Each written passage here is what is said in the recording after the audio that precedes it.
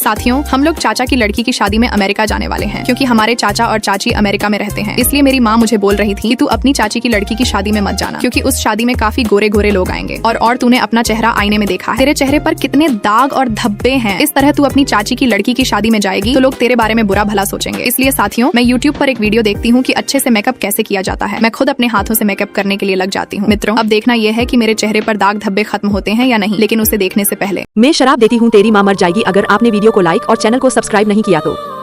साथियों, मेरे चेहरे पर तो दाग धब्बे खत्म हो गए और मैं कितनी सुंदर लग रही हूँ।